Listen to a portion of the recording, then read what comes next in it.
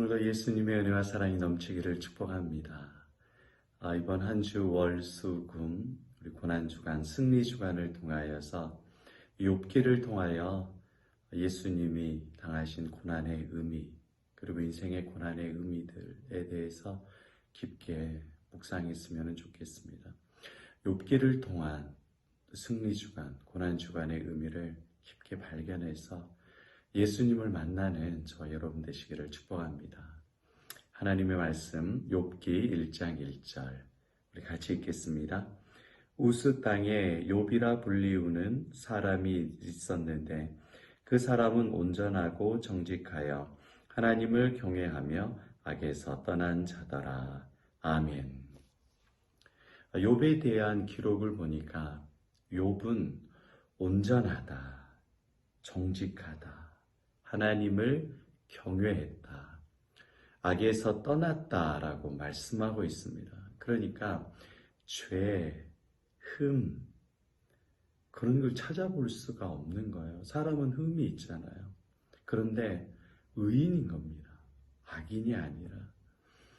우리 주변에도 보면 신앙, 인격, 가정에서 훌륭한 사람들이 있습니다. 그런데 그 사람들도 약점과 부족함이 있어요. 그런데 욥은 그런 부족함을 찾을 수가 없는 거예요. 우리가 속히 이야기하는 성자 같은 사람이다. 정말 완벽에 가까웠습니다. 자기 자녀들이 생일 잔치를 하고 나서 혹시나 죄를 범했을까봐 그 이튿날 바로 하나님 앞에서 제사를 지내서 우리의 죄를 용서해 달라고 고백하는 굉장히 믿음으로 신실한 사람입니다. 혹시나 내 자녀가 실수하고 죄를 범했을까봐 완벽한 사람이죠. 그런데 우리가 알고 있는 대로 이 욥은 정말 하나님 보시기에 이 땅에 이런 의인이 없는데 이 욥이 큰 고난을 당합니다. 재산 다 잃고 아내에게도 버림당하고 자식들도 다 죽어요. 왜 의인이 고난을 당해야 되나?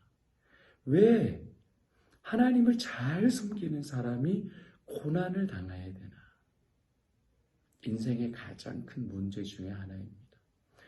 우리들의 인생의 제일 큰 질문이 바로 고난에 대한 문제입니다. 왜 고난이 있는가? 왜 예수 믿는데 고난이 있는가? 더 나아가서 예수님을 잘 믿고 믿음 생활을 하고 있는데 왜 고난이 있는가? 굉장히 어려운 질문이에요. 그리고 욥기를 해석하는 데 있어서 욥기는 굉장히 해석하기가 어렵습니다. 의인이 고난을 당하는 것, 죄 없는 사람이 왜 고난을 당한가? 나쁜 사람, 죄진 사람이 망하고 고난당하는 것은 that's okay. 이해가 돼요. 하나님을 잘 섬기고 남의 물건을 빼앗지도 않은 신실하고 착한 욥. 그런 그리스도인이 왜 고난을 받아야 하는가?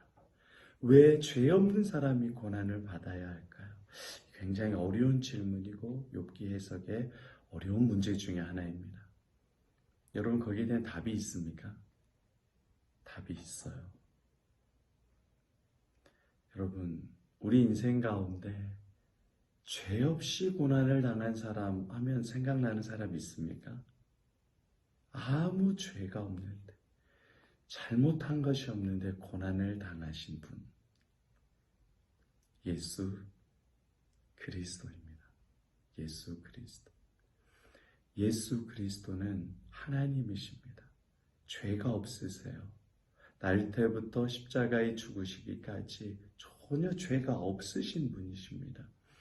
죄 없으신 예수님이 우리의 죄를 위하여서 대신 죽으셨어요. 고난을 당하시고 고통을 당하시고 모욕과 조롱을 당하셨습니다. 우리의 죄를 대신해서 구원하러 오신 예수님, 예수님이 바로 욥이 바로 예수님의 모형입니다. 욥은 예수님을 예표하고 있어요. 아무 죄 없으신 예수님이 우리의 죄를 위하여서 고난당하시고 고통당하시고 끔찍하게 십자가에서 죽으셨습니다.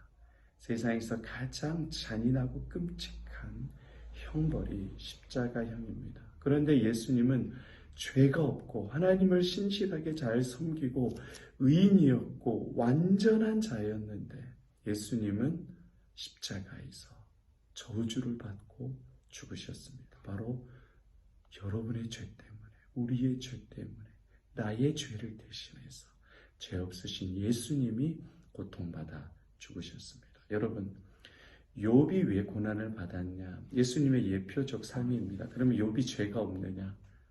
죄 있어요. 왜요? 모든 인간은 아담 이후로 타락했기 때문에 죄를 다 가지고 있습니다. 욥은 원죄가 있어요. 말로써도 범죄해요. 죄가 있어. 욥은 죄가 있어서 고난을 받았어요. 그 죄 때문에 고난받은 것이 아니라 예수님의 예표적 모형으로 고통을 당했지만 예수님은 죄 없이 우리의 죄를 위해서 고난받고 십자가에 죽으셨습니다. 여러분, 고난주간은 예수님께서 나의 죄를 대신해서 억울하게 죽으신 날입니다. 나의 모든 죄의 저주를 주님께서 대신 담당해서 죽으셨습니다. 어떤 사람이었습니까? 예수님은 온전하셨고요. 예수님은 정직하셨고요. 예수님은 하나님을 경외하셨고요. 예수님은 악에서 떠난 자였습니다.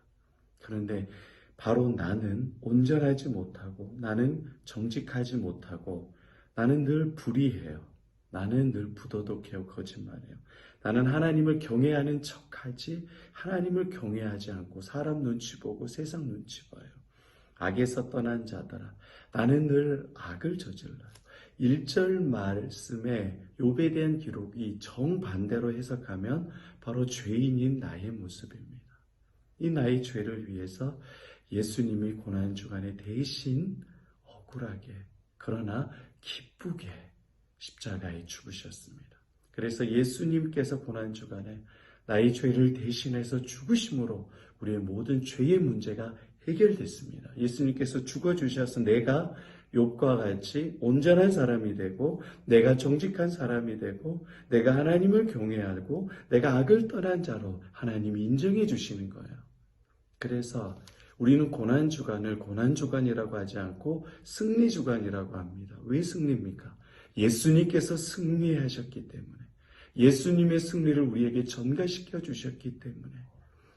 주 안에 사랑하는 여러분, 욥기는 굉장히 신비하고 은혜로운 말씀입니다. 예수님을 예표해 주는 아주 진귀한 복된 소식입니다. 이 승리주간에 예수님께서 우리의 죄를 대신해서 억울하게 죽으셨고 우리에게 의를 전가시켜서 우리를 의로운 인생이 되게 해주셨어요. 여러분, 인생 살면서 억울한 일이 얼마나 많아요. 우리는 죄가 있어서 억울한데 예수님은 죄 없는데도 억울한 일을 당하셨어요. 여러분의 억울함을 주님께서 다 알고 계십니다. 인생의 고통과 아픔을 예수님께서 다 알고 계시고 대신 이 승리주간에 십자가 지심으로 다 해결해 주셨습니다. 고난주간, 승리주간, 내가 억울하고 힘들고 욥과 같이 고난이 나에게 많다 이렇게 억울한 인생이 아니라 예수님께서 대신 나를 위해서 고난과 고통을 당해 주시고 나에게 의를 입혀 주시고 승리하게 만들어 주셨어요. 이 예수님으로 여러분 고난주간 고행하고 금식하려고 하지 마시고 예수님께서 십자가로 다 해결하셨으니까 맛있는 건 먹고 예수님의 승리에 감사하고 기뻐하며 나를 이렇게 욥과 같이 의인으로 만들어주신 하나님의 승리에 감사하며 찬양하는 인생 되시기를 바랍니다. 고난주간이 승리주간으로 바꾸어지는 예수님의 은혜 감사하시기를 바랍니다. 그래서 오늘 기도할 때에 주님, 나는 온전하지 못합니다. 오늘 본문 말씀을 기억하면서 제가 말씀을 한 절 띄워드릴게요. 그걸 읽어가면서 나는 정직하지 못합니다. 나는 하나님을 경외하지 못했습니다. 나는 악을 저질렀던 사람입니다.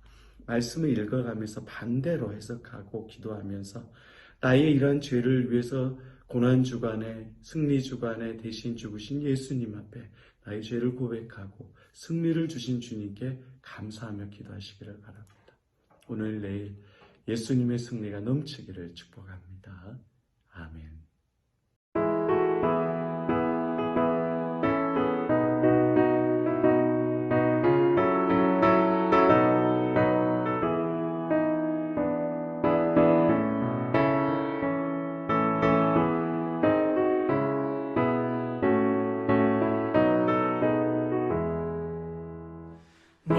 만왕의 왕 내 주께서 왜 고쳐다닌나